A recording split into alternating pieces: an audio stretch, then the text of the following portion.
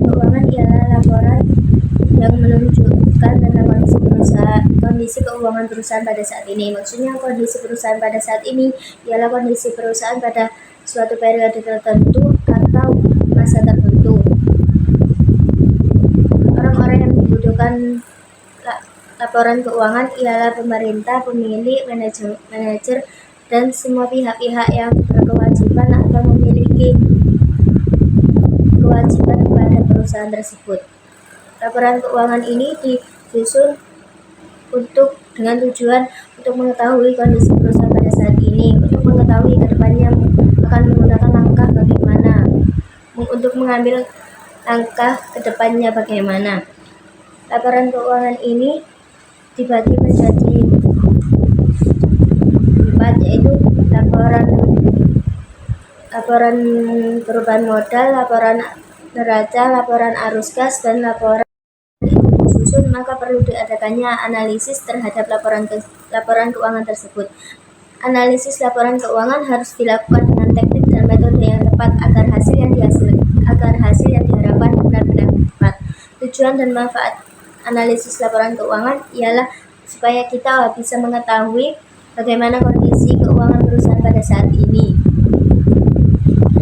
Bentuk dan teknik analisis laporan keuangan. Yang pertama ada teknik vertikal, yang kedua ada teknik horizontal. Analisis perbandingan laporan keuangan. Analisis perbandingan laporan keuangan ini dilakukan dengan menggunakan dua cara, yaitu analisis horizontal dan analisis dinamis. Analisis horizontal dilakukan dengan membandingkan laporan keuangan untuk beberapa periode, sedangkan analisis vertikal adalah membandingkan laporan keuangan yang dibandingkan adalah akun pada laporan keuangan tersebut. Yang kedua ada analisis tren.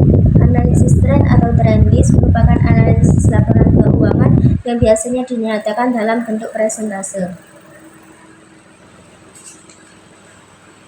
Terus yang ketiga ada analisis presentasi per komponen. Analisis presentasi per komponen merupakan teknik laporan keuangan dengan menganalisis komponen-komponen yang ada dalam laporan keuangan tersebut. Rasio keuangan. Rasio keuangan merupakan kegiatan membandingkan angka-angka yang ada dalam laporan keuangan. Analisis rasio data digolongkan menjadi 3, yaitu rasio neraca, rasio laporan laba rugi, serta rasio antar laporan. Kemudian jenis-jenis rasio keuangan ada beberapa, yaitu rasio likuiditas. Rasio likuiditas merupakan kemampuan perusahaan dalam memenuhi kewajiban-kewajiban dalam jangka pendek.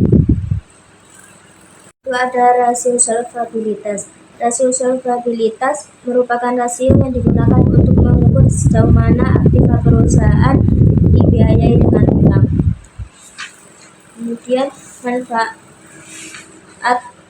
manfaat rasio solvabilitas. Rasio solvabilitas mempunyai beberapa tujuan dan manfaat. Tujuannya untuk memenuhi untuk mengetahui posisi perusahaan terhadap kewajiban pada pihak lainnya. Dan sementara manfaatnya yaitu untuk menganalisis kemampuan posisi perusahaan terhadap kewajiban pada pihak lainnya. Lalu ada rasio aktivitas. Rasio aktivitas merupakan rasio yang digunakan untuk mengukur efektivitas perusahaan dalam menggunakan aktiva yang dimilikinya. Tujuan dan manfaat rasio aktivitas. Rasio aktivitas mempunyai beberapa tujuan, yaitu salah satunya untuk mengukur berapa lama penagihan hutang selama satu periode atau berapa kali dana yang ditanamkan dalam piutang itu berputar dalam satu periode. Kemudian manfaat dari rasio aktivitas ini mempunyai beberapa manfaat. Salah satunya dalam bidang piutang, yaitu perusahaan atau manajemen dapat mengetahui berapa lama piutang mampu ditagih selama satu periode. Kemudian ada jenis-jenis rasio aktivitas. Rasio aktivitas mempunyai beberapa jenis, yaitu yang pertama perputaran piutang, hari rata-rata penagihan piutang. Ketiga, ada perputaran sediaan. Yang keempat, ada hari rata-rata penagihan sediaan. 5, perputaran modal kerja. 6, perputaran aktiva tetap. Dan 7, perputaran aktiva. Lalu ada rasio profitabilitas. Rasio profitabilitas ini merupakan rasio yang digunakan untuk menilai kemampuan perusahaan dalam mencari keuntungan. Tujuan dan manfaat rasio profitabilitas ini adalah untuk mengukur atau menghitung laba yang diperoleh oleh perusahaan dalam satu periode tertentu. Kemudian, untuk mengetahui besarnya tingkat laba yang diperoleh perusahaan dalam satu periode, ada rasio keuangan bank. Rasio keuangan yang digunakan oleh bank dengan perusahaan non-bank itu sebenarnya relatif sama. Hanya saja yang membedakan itu terletak pada jenis rasio yang digunakan untuk menilai suatu rasio yang jumlahnya lebih banyak. Kemudian dalam laporan keuangan ada analisis sumber dan penggunaan modal kerja. Analisis sumber dan penggunaan modal kerja merupakan analisis yang berhubungan dengan sumber-sumber dan penggunaan dana perusahaan, yang artinya dari mana dana perusahaan itu diperoleh dan apa saja yang digunakan dalam membiayai perusahaan tersebut. Dana tersebut digunakan untuk apa saja. Kemudian dalam laporan keuangan ada analisis perkreditan.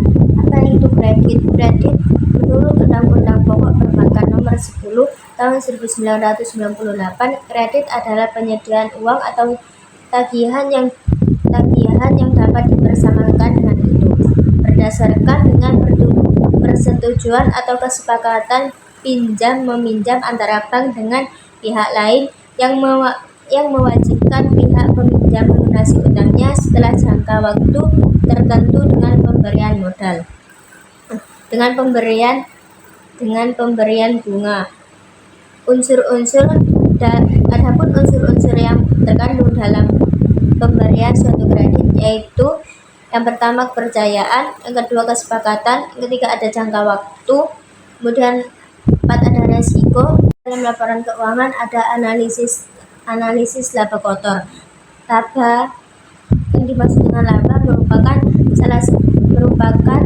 keuntungan, dan itu adalah salah satu tujuan utama perusahaan dalam menjalankan semua aktivitasnya.